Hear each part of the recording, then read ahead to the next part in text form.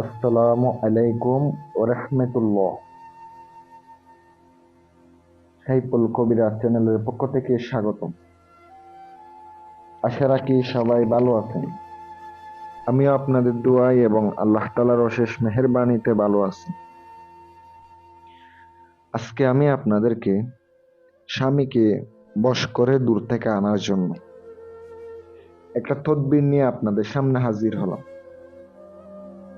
ভিডিওটা সম্পূর্ণ ধৈর্য সহকারে দেখবেন। ভালো লাগলে লাইক কমেন্ট শেয়ার করবেন। পাশে থাকা বেল আইকনটি অল ক্লিক করবেন যেন নতুন নতুন ভিডিও সবার আগে দেখতে পান। যাদের প্রয়োজনীয় কাজের জন্য কল দিতে চান অথবা পরামর্শের জন্য, অবশ্যই আমাকে কাজে ছাড়া কেউ কল দিবেন না, কারণ আমিও কাজ করি। শুধু শুধু আপনারা বিরক্ত করবেন, আমিও তো কাজ করি। আপনারা শুধু বিরক্ত করবেন না। যদি আপনারা কাজ করাইতে চান, টাকা দিতে পারেন, তাহলে কাজ করবেন।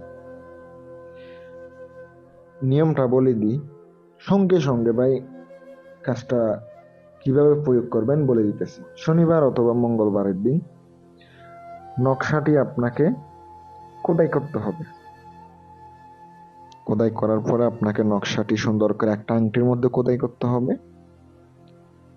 আংটির মধ্যে খোদাই করার পরে ওই আংটিটার নিচে, অবশ্যই আংটিটা খোদাই করার ওই নিচে আপনাকে নাম লিখিতে হবে।